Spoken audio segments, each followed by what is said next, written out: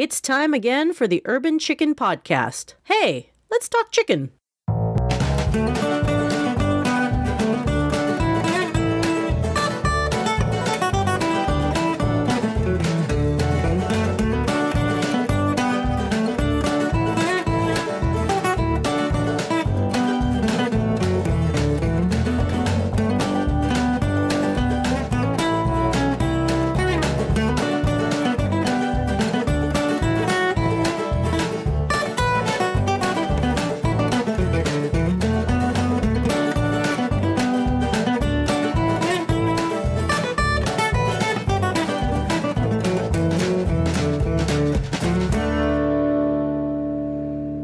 Hello, and welcome to Episode 2 of the Urban Chicken Podcast, where all things chicken are discussed and considered. My name is Jennifer, and I am your host. On today's episode, we have a very special interview in honor of Women's History Month, which is celebrated every March. I know, March is almost over. I'm just squeaking this one in under the wire. Today's interview is with Jeff Lay of the American Buckeye Club, and he will be sharing some historical information about the only American woman to ever, that's right, ever, developed a chicken breed recognized by the American Poultry Association.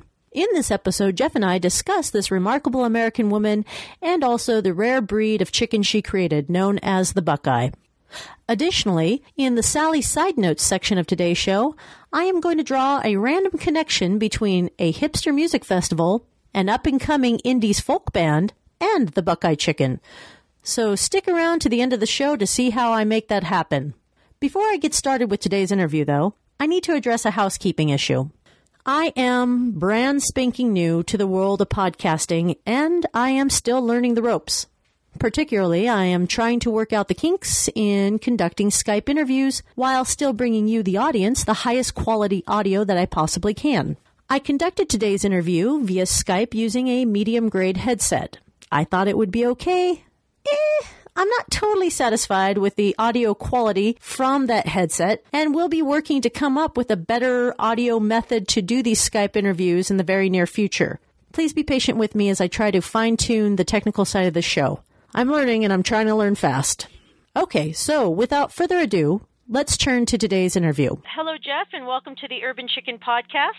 Hi, Jen. Thank you. I'm so pleased to have you on today's show. I want to say thank you for taking time out of your busy schedule for our listeners. I had interrupted Jeff when he was up to his elbows in motor oil earlier today, and so I do appreciate you taking time out of your day to talk with us about the Buckeye and about Nettie Metcalf.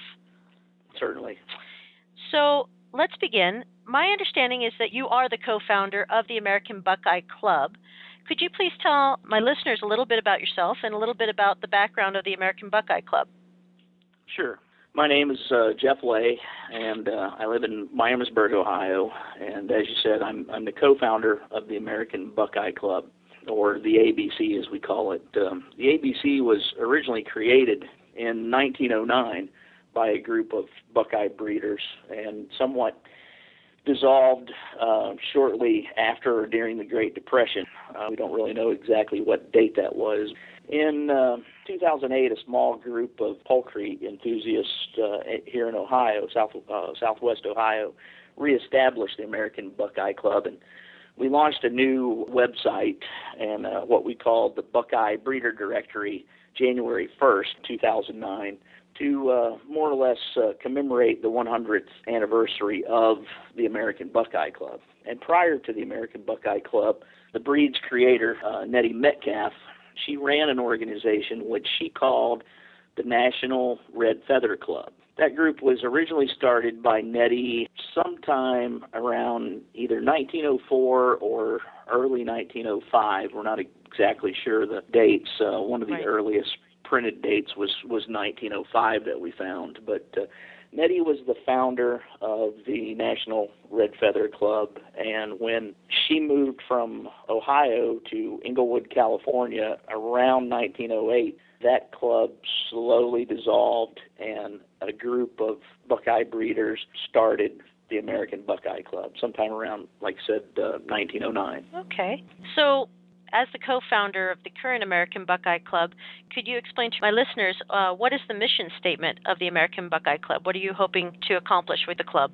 Well, we essentially have one primary goal, and that is preservation of the Buckeye breed. And by preservation, we simply mean, keeping the breed out in the public eye and informing the public through the internet, through our website, through poultry shows, a little bit about the Buckeye, a little bit about the founder and the Buckeye organization. It's essentially a place for Buckeye breeders, hobbyists, fanciers, or just general poultry enthusiasts to share information about this exceptional fowl. And we have a website that's fairly active, a blog as well, and a Facebook group that has over 300 active members that participate on a daily basis. So it's just to clarify, are you saying you have 300 active members on your Facebook page or 300 active members in the American Buckeye Club? There's 300 active members, pretty much in both. Okay. When someone signs up for our Yahoo group, which is a private group, or signs up for our Facebook group, which is also a private group, they're essentially automatically enrolled because in the American Buckeye Club, because we have no membership dues. It's free to anyone who wants to join and participate. Some of those members are active Buckeye breeders, but some are currently in the, tire kicking stage, so to speak, trying to decide if the Buckeye is the bird for them. So. Well, the price is right then, to be able to get in and check it out. So why don't you talk a little bit about how you got into keeping Buckeyes and how many Buckeyes you keep now? Okay, I've been involved with breeding and raising poultry for almost 20 years, and with the Buckeye, I got started around 2002, so a little more than a decade involved with the Buckeye. And I guess you might say what attracted me to the Buckeye was a little bit of the history of the fact that the bird was from the Buckeye state, but also I like Nettie Metcalf, sort of had a red feather fetish myself. I had raised some Rhode Island Reds, and I had raised some black-breasted American games, right. And just generally had my vision of a proper chicken was always a fowl that was red in color. So when I ran upon the Buckeye, it just seemed to be a perfect fowl for me, and I jumped in with both feet, so to speak. Currently, I keep about between 75 and 100 adult birds during the entire year, and at times my flock can be upwards of 500 birds. Wow. During the summertime when I'm raising some of my replacements. But right now I have about 75 adult birds on the ground and a couple of hundred young chicks that have hatched since the beginning of the year. Well, that's pretty impressive. Well, let's talk a little bit about the remarkable Nettie Metcalf, and then we'll take some time and discuss her Buckeye chickens. As you know, it's March, and March is Women's History Month, is a time when we're supposed to observe and commemorate the accomplishments of both famous and ordinary women and how they impacted our society and history. And what really struck me and what kind of brought me to reading more up about Nettie Metcalf was, in a lot of ways, arguably, she's an ordinary Ohioan housewife. She moves to a farmstead. She's tending the family's chicken flock, which strikes me as very ordinary housewife tasks at the time. And from that, she really accomplishes what seems to be a pretty unusual and extraordinary feat, which was to create this unique American poultry breed, the Buckeye breed. So keeping that in mind, could you tell us, because I probably know quite a bit about Nettie Metcalf, or what there is to know about her. Can you tell us a little bit about her background and how she began developing the Buckeye breed? Yeah, certainly. And like you, my original thoughts about this lady before I started researching and really diving into some of the history was very much the same as your view, that she was at the time probably just a common everyday farmer's wife, so to speak. Right. But upon digging in a little bit deeper, I learned that Nettie had a rather interesting family. Her maiden name was Williams, so her name was Nettie Williams, and she was born in October of 1859 in Northwest Ohio. From the Williams family. According to at least the local Trumbull County, Ohio historians, the Williams family from which Nettie was descended supposedly is from the William Williams, who was one of the signers of the Declaration of Independence. Oh, wow. I don't know if that's 100% accurate. I have read two different accounts that claim that to be the case, but I've tried to do a little bit more research and determine if that was true, but I've kind of run into some dead ends on the so-called family tree. So okay. I don't know how accurate that is, but she was certainly a strong-willed woman, considering that the poultry industry of that time and era was a male-dominated industry. And like you said, she started out marrying a farmer. Frank Metcalf was her husband's name. They were married in 1879, and either shortly before or at the time of their marriage, Frank had purchased a 100-acre farm in Trumbull County, Ohio, which is near the city of Warren today in northwest Ohio. And more or less, she settled down on the farm and began the task of tending to a flock of brown leghorns that her husband Frank had apparently purchased for the farm. But she quickly tired of the brown leghorns and tried several other breeds. Some of those included the light Brahmas, black Langshans, and finally settled on what we call today barred Plymouth Rocks. Back in those days, they just simply called barred rocks. Sort of left the Plymouth terminology off of there. Oh, okay. But she was somewhat unhappy for a variety of reasons with all the other breeds, but the barred rocks she felt were a good meat bird. Some of the laying qualities back in those days were not on par with perhaps what they are today. The barred rocks are a little bit better dual-purpose fowl in terms of egg laying today. And just for our listeners, when you say a dual-purpose bird, you're talking both a meat bird and an egg bird? Yeah, a bird that will lay and also can be used for meat purposes as well. Perfect.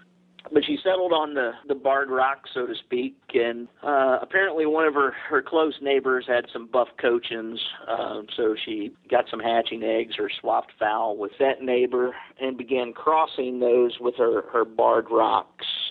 That more or less began her journey into the world of breeding her now famous red fowl. But during those years, probably sometime between 1883 and 1899, while Nettie was dabbling with raising the family's chicken flock, she also gave birth to 3 children during that time, a son and 2 daughters. So she was again the quintessential farmer's wife, taking care of the flock, raising kids, and the whole gambit. I was going to say, no, it sounded like she would have had her hands full between. Oh, yeah, absolutely. That's why she's even more fascinating. To then get a fowl like the Buckeye accepted by a group of what, like I said earlier, was mostly a male-dominated industry. On top of the farming, on top of raising the kids, this lady was very accomplished for her day, so to speak. Well, I would think she would have to be rather singularly minded. As you mentioned, the poultry industry was heavily dominated by men at the time, or almost probably close to exclusively dominated by men at the time. But it's one thing, I would think, to tinker in your backyard and try to create a bird that suits your family's needs. I think it's another, more singularly minded, to take it the next step, which she did, which was to go ahead and seek recognition from the American Poultry Association. Is that a hard thing to get? Can you kind of talk about what would have went into that for her? Because I think it's easy to say, like, oh yeah, and then she had her Buckeye chickens recognized, but I think there's a little more to it, if I'm not mistaken. Yeah, it is a little more of a daunting task. It was probably to some extent easier back in her day to get a bird accepted by the APA than it is today, simply because poultry exhibitions were very, very popular in the United States back in her time. I mean, obviously they didn't have the internet, they didn't have TV, they really didn't have radio that early. Their recreational activity was, essentially going to these poultry shows and promoting their farm through the poultry exhibition. So it was somewhat easier back then because in order to get approved by the APA, you had to to show a bird, you had to petition the APA with your standard for the breed that you were trying to get approved. And you also had to have other breeders showing your fowl and provide basically written affidavits stating that the breed did breed true and was what you claim it to be. So it couldn't just be you in your own backyard have raised this. You had to get other people on board, and it's still the same today. I don't know the exact numbers off the top of my head. I think there has to be at least 5 different breeders who have been breeding your poultry for a number of years, and they have to sign affidavits, and these have to be notarized, and you basically have to provide the standard. It's still essentially the same process, but it's more difficult today because you have far fewer people interested in showing poultry today than say what you had 100 years ago. That makes sense. So when you say that you had to present the APA with your standard, is that the standard of perfection? And is the standard of perfection, is that what they measure the chicken by, if it matches the breed, or? Yeah, the APA has a book that they call the Standard of Perfection, and in that book, each breed has a specified standard. If you are a breeder like in Nettie Metcalf's day, she would submit her standard for the fowl that she had created, and she did that, I believe, in 1896. She had submitted her standard, which she called the Buckeye Reds. Mm-hmm. And with her standard, she also has to essentially petition the APA to gain acceptance into the APA's standard of perfection. So what basically happens is once the APA looks at all the petitions and the documents and the proof of the breed, so to speak, they will vote. Their committees will vote on whether or not to accept it. And then the APA more or less takes the breeder's standard, which in Nettie's case was the Buckeye Red standard that she had created for her breed. They will take that standard and either accept it as is or modify it to fit their format, so to speak. Okay. And she did that, I believe, in some of her writings. It was around 1896, and in 1902, she had already began showing the Buckeye Reds at some major poultry shows. One of the majors at the time was in Cleveland, Ohio. She was trying to get the APA to accept the breed. Just a few short years before that, she had been reading some poultry articles and learned about other breeders of a red American fowl back east, out on the East Coast, and found out that she wasn't the only person in North America that was working on a red fowl. There was a breed called the Rhode Island Red, right, which was trying to gain acceptance into the APA about the same time. Even though it was a much older breed, the Rhode Island Reds had already been around close to 100 years, probably 75 years older breed than the Buckeye, but they had not been accepted into the standard yet. And in the early 1900s, there was a big push by the breeders of single comb Rhode Island Reds to get them accepted by the APA. And coincidentally, both breeds were accepted by the APA in 1904. Well, you can't have too many red birds. They're just attractive birds. Not at all. So how unusual of an accomplishment was it for Nettie Metcalf to be a woman and to have developed this recognized APA standard unique line of American poultry? Well, I personally think it was an amazing accomplishment for a woman in her time period, because as I've said earlier, the poultry industry back then was a male-dominated industry. And when Nettie set out, she wrote about numerous times that when she set out to create her birds, she really wasn't thinking about getting them accepted in the APA standard. She was really trying to create a better, what she called a utility purpose fowl, a good egg layer and a good meat bird as well. So the getting into the APA and the standard of perfection, I think, was just a goal that she saw later on and decided to pursue that.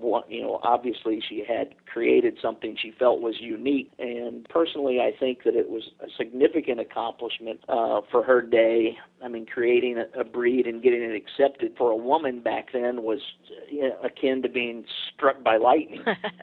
I mean, it was just one of those things that Nettie persevered in a male-dominated industry, but she may have had a stroke of good luck on her side. And by that, I mean during the early 1900s, the poultry men in that male-dominated industry were fighting among themselves. Can you imagine that? Men fighting among themselves. Well, it's not unheard of. But the Rhode Island red breeders were fighting with other Rhode Island red breeders. There was another group of red feather folks that were trying to get their red fowl accepted by the APA under the name American Reds. There were the Rhode Island Red folks trying to get the Rhode Island Red accepted. And then here came little Nettie Metcalf with these Buckeye Reds. And I really think when I go through and read all of the history behind the rose comb Rhode Island Red, the single comb Rhode Island Red, men bickering among themselves, I think Nettie just kind of came in under the radar. She was kind of in the right place at the right time? To some extent, I think that was why the Buckeye got into the standard. And then once she was in the standard, the interesting thing was these powerful Rhode Island Red men of the day did everything they could to try to oust the Buckeye. Wow. In fact, in 1915, the Buckeye was removed from the APA standard. Oh, wow. And it didn't reappear again until the 1930s. I had no idea. And when you dig into the history, even shortly after the Buckeye was accepted, there was a huge movement among the APA folks. Many of those folks were Rhode Island Red breeders. They were very prominent businessmen, doctors, lawyers of the day. They were doing everything they can to lobby the APA to oust the Buckeye from the standard. But they voted on it, I think it was in 1909 or 1910, and it did not get approved. In other words, the Buckeye remained. Right. But for some odd reason, it still fell out of the book in or around 1915. Like I said, I've got many, many copies of the APA standard from back in those days, and it didn't reappear again, I think, until 1938. Well, something I read that had struck me in particular was I had read, and maybe you can clarify if this is true, that even to today, that Nettie Metcalf is the only known woman to have ever developed a standard recognized American poultry breed. So is that true? That is correct. So despite all the changes in the poultry industry, women's lib, she is the only woman to have accomplished this, in America at least. That is correct. There are no other American class breeds created by a woman. And I don't know of any breeds in the other classes. I mean, there's 15 different classes in the APA standard, and I really don't know of any others that were created by a woman. And I would have to say, I would go out on a limb and say she's the only woman to have a breed in the APA period. Wow. So, but there could be some. I'm not up on all the goose, duck, and turkey side, so maybe there's some goose, duck, and turkey ladies out there that can correct me if I'm wrong. But as far as the American class goes, she's the one and only. She's the one and only. So I guess kind of as thinking about the breed, her accomplishment of getting this breed recognized officially as a standard breed by the American Poultry Association, the APA, what does that do to help ensure the endurance and longevity of this breed of bird going forward? Well, I think my own personal belief is that it tends to bring a lot of women to the breed. I know a lot of ladies who learn, they may have other breeds of chickens, but when they learn that the Buckeye is the only American class breed created by a woman, they tend to, pardon the pun, flock to the breed.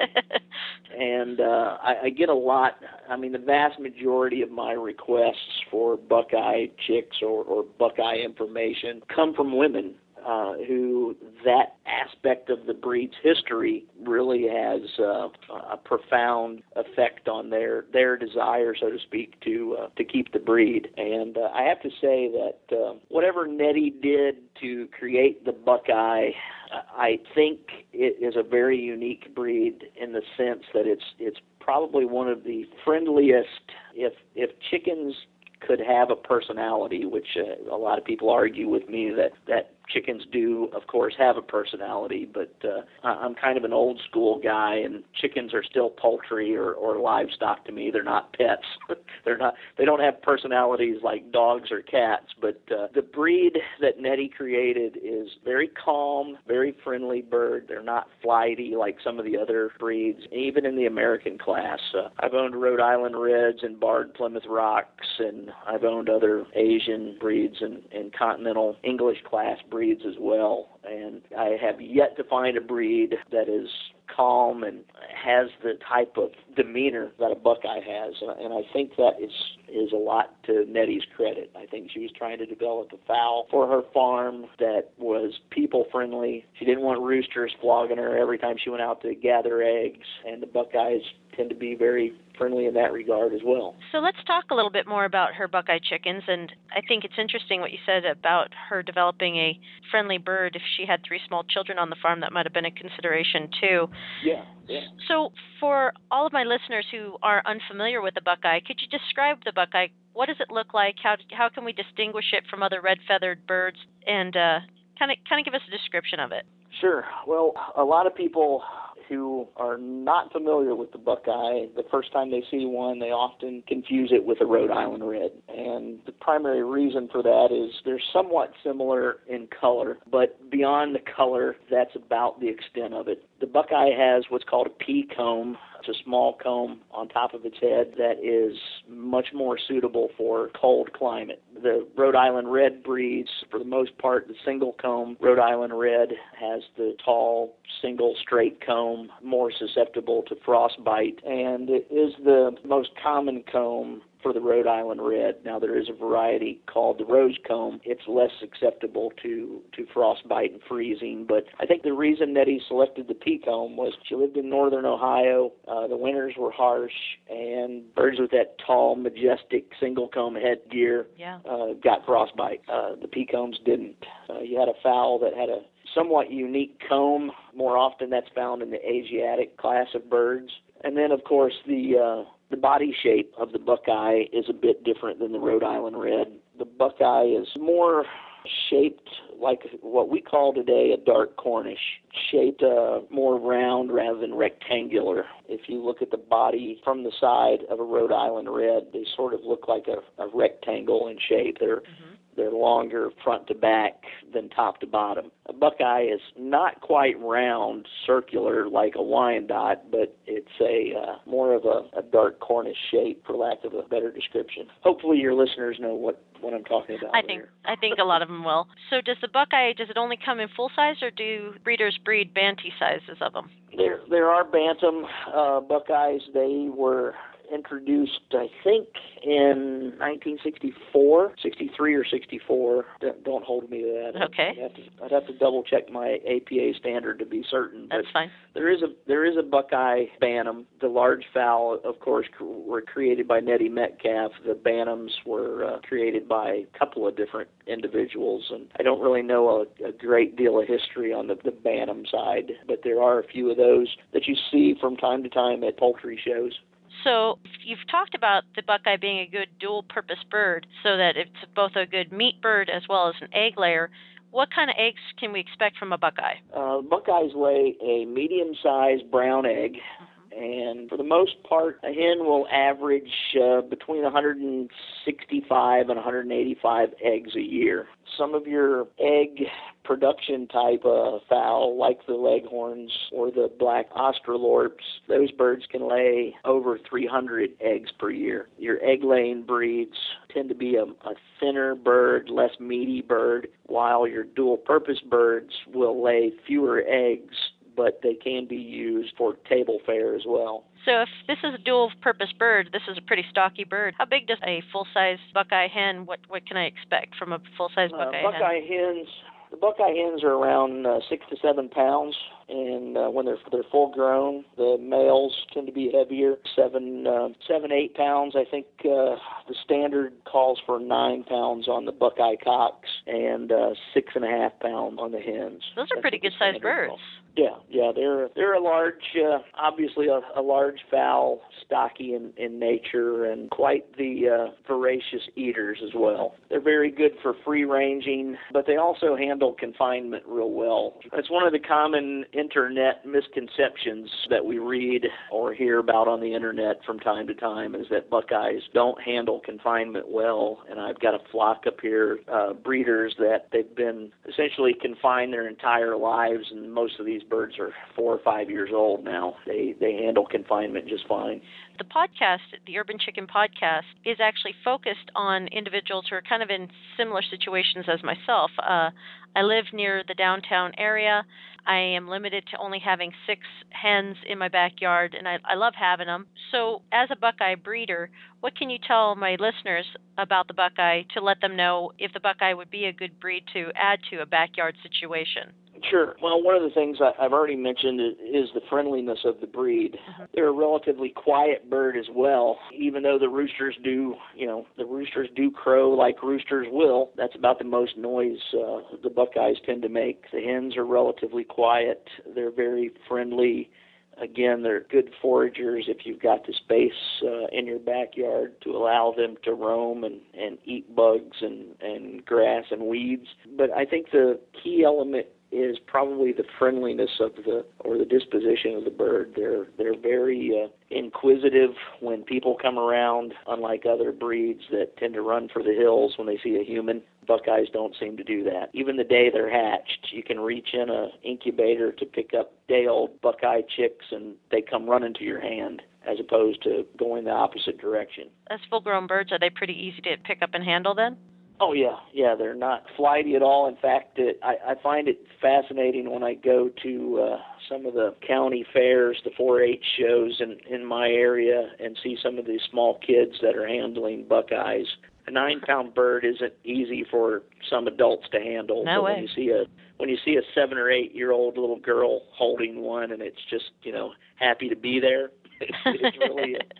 it's really interesting to see. But they are, as I said, pretty calm and easygoing fowl. I've read that they're also disinclined towards feather pecking. Is that true? That is true as well. I've never had problems with feather pecking or picking. I think one of the big problems with that is usually overcrowding, and even with other breeds, overcrowding tends to lead to that. But I've had Buckeyes in some fairly crowded conditions and still never witnessed that. So they're pretty easy to get along with one another as well. How rare is the Buckeye? Because I was looking around my area in Boise, Idaho, and I don't believe we have a local breeder here. So how rare are the Buckeyes, and how hard are they to get a hold of?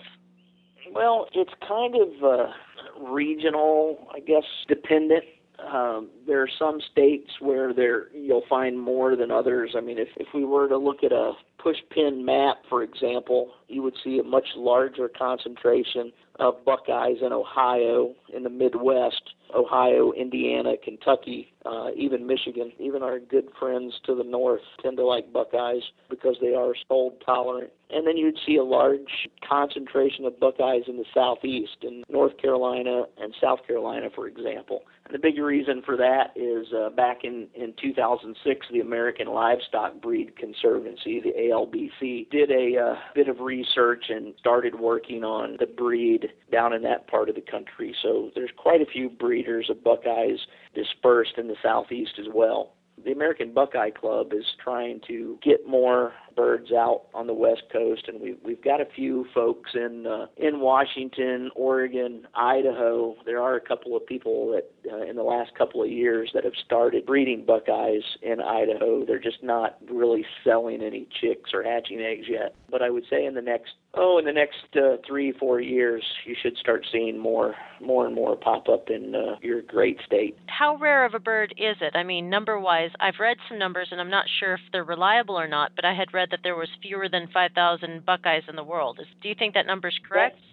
Yeah, I mean, that's probably fairly accurate. I think the last census was in 2010, and there were roughly 3,000 Buckeyes in 2010. And that number seems to go up and down sporadically. They were probably much more endangered 10 years ago than they are today, simply because of the efforts that organizations like the American Livestock Breed Conservancy have done, and part of the work that the American Buckeye Club has done as well. By creating our Buckeye Breeder Directory at our website, we've managed to get more Buckeyes into the hands of people across the country. There's Buckeyes now in Alaska and Hawaii, and probably nearly almost every one of the 48 contiguous states, but it's just been a slow process over the last few years. It is somewhat critical. I believe that's where the ALBC has it listed on their critical list rather than threatened list. They maintain a list at their website of what they consider rare and endangered, and I think they moved the Buckeye up in 2010 from being extremely rare to more on the threatened list.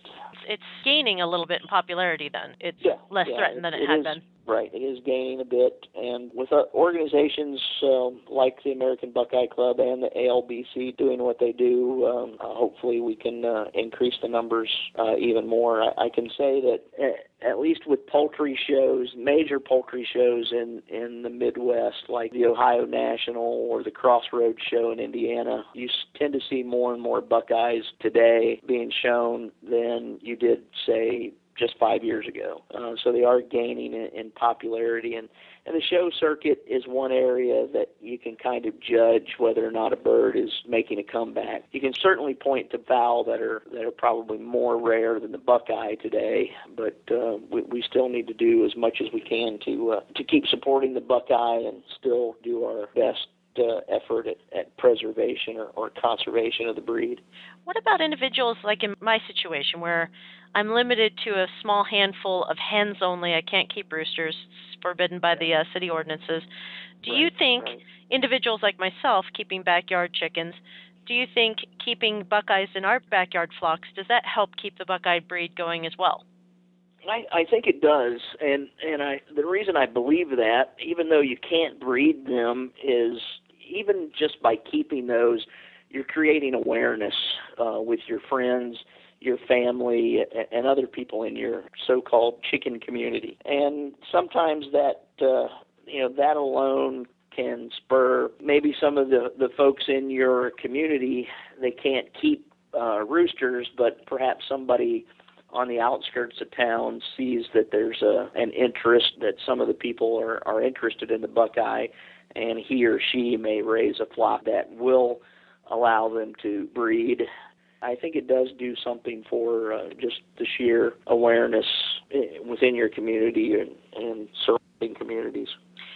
That's how I've always heard it argued, is just the pure economics. If we have individuals buying, even if they are just hens, you're creating demand, and demand certainly, translates to breeders. Oh, certainly. And I mentioned earlier that I started in 2002. In 2002, you couldn't buy a Buckeye from a hatchery. There was no hatcheries out there selling Buckeyes. You either bought Buckeyes from an individual breeder or someone who was showing, but the hatcheries were few and far between. I think shortly after I got some of my first birds, a hatchery here in Ohio, Meyer Hatchery, started carrying Buckeyes, and today there's probably at least a half a dozen hatcheries selling Buckeyes. So that tells you that there has been some interest sparked by the communities, or by people out there in general, and that has prompted the hatcheries to start taking on the breed. Unfortunately, hatchery stock in terms of the Buckeye are still not the greatest quality. We tend to refer to them as utility-grade Buckeyes, but it's a good place for people to start because they are, for one, they're cheaper and somewhat easier to acquire if you get your orders in early. I've heard rumors from our Facebook group that Meyer Hatchery is sold out already this year. They're Wow. shipping every week, but they're sold out of Buckeyes. And if you don't get your order in, usually by January, chances are you're not going to get anything from a hatchery, sometimes from local breeders as well. So another question for folks in a similar situation as myself, where I can't order an order of 25 chicks, which a lot of different breeders or different hatcheries want you to order in. Are there different breeders or hatcheries that will sell Buckeye chicks in smaller quantities and send them out? Yeah, there are some. Again, our Buckeye breeder directory at the American Buckeye Club website, there's a number of breeders on there. Some of those breeders will sell hatching eggs. They will also sell smaller volumes of chicks. Some will sell as few as 6 chicks in a shipment. Most of your individual breeders are generally going to be in that 1 dozen chick kind of range. But one thing that I often suggest to people when they contact me personally about placing an order, they don't really want 12 birds or they don't want 24 birds. Hey, see if there's some of your neighbors, or if you're part of a 4-H group. Out here in the Midwest, 4-H is pretty big. I'm assuming it's big in the county fairs outside of the Midwest, but I don't have any reference for that. But some of the 4-H groups will order larger numbers of chicks and spread them out among their members as well. So I guess if you could do what we like to call on the internet a group buy, you could probably do something like that. So one last thought on the Buckeye. Nettie Metcalf lived in Ohio. Ostensibly, she named the Buckeye chicken for her Buckeye state. Is there any other reasons for her to name the Buckeye chicken the Buckeye? Well, some people claim that it was named the Buckeye because it's the color of a Buckeye nut. The Buckeye tree produces a nut that we call the Buckeye as well, and it's a brownish red mahogany color. I know from Nettie's own writings, she named it after the Buckeye state, not the Buckeye nut. I tend to find Buckeye nuts to be more brown in color than they are red, so I kind of don't fall into that camp of believing it was named after the nut itself. But I often see exhibitors hanging the Buckeye nut necklaces.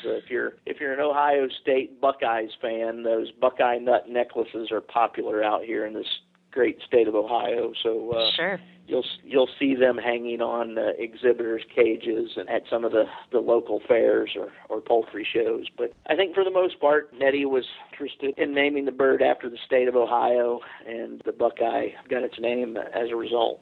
Well, I guess it just brings me kind of in closing back to the thought that Nettie Metcalf, through her efforts, really did leave all of us chicken enthusiasts and chicken breeders kind of an inheritance, if you will, a legacy that she's left behind that we still enjoy today. And it's certainly something that I think we should be grateful for and if we can, continue to promote into the future. Oh, absolutely. I mean, what she did for the American class in poultry in particular was just simply amazing, and it is a significant legacy. Even after her family's departure from Ohio and out to California, she still continued raising her Buckeyes and had a pretty good following on the West Coast for a period of time as well. So I know the good folks at the American Livestock Breed Conservancy have been making a push to get more Buckeyes out there in California and along the West Coast. So I think you'll be seeing more and more in the coming years. And I think what Nettie did for poultry in general was a very good thing. So for my listeners that are interested in getting more involved with the American Buckeye Club, can you tell us where they can find you on the web? Certainly, you can find us at AmericanBuckeyeClub.com. We have a basic website there, and it can also there are links to take you to our Yahoo group or our Facebook page, and also our blog. So simply AmericanBuckeyeClub.com will get you in the right ballpark, finding out information about the American Buckeye Club, about Nettie Metcalf, and also our Buckeye Breeders Directory. And if people have questions about the American Buckeye Club or Buckeye chickens in general, can they contact you or contact the club to ask those questions through the website? Certainly. There's links to my email, also phone numbers at the website, and I also have my own personal farm website, if you will. It's cranesrunranch.com. It's CranesRunranch.com, and my contact information is there, and there's also more information about the Buckeyes at that location. Well, Jeff, it has been really great talking to you this last hour about Nettie Metcalf and about her wonderful breed of chicken, and I really appreciate you talking to me. Well, thank you, Jen, and it's been my pleasure, and I hope more people out in the Pacific Northwest find the Buckeye as fascinating as I do. I'm sure we will. Thank you so much. Thank you. Take care. Bye-bye. Bye. Well, thank you so much to Jeff Lay of the American Buckeye Club for coming on to today's episode of the Urban Chicken Podcast and sharing his vast knowledge of the history of Nettie Metcalf and the Buckeye chicken. We sure do appreciate him taking time out of his schedule to spend time with us here today.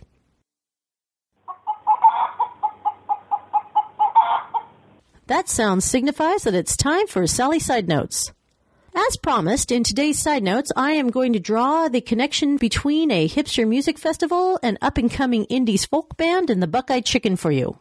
And so, to do that, today's Side Note is a bit on the metaphysical side of things.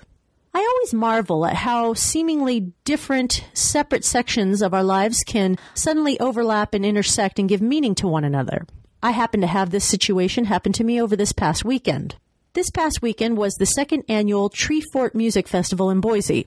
The Tree Fort Music Festival is a 4-day, multiple-venue music affair, and for the most part, it showcases promising new bands. You might liken it to a newly conceived, small-scale Idaho version of South by Southwest. So, as I was partaking in this musical weekend jamboree, I had the pleasure of stumbling upon a gem of a new band called The Last Bison. The Last Bison is a youthful 7-member ensemble that seriously just dazzled the audience with their tight, alternative indie folk music, which they delivered all while wearing anachronistic costumes and had a stage presence that truly other bands should envy.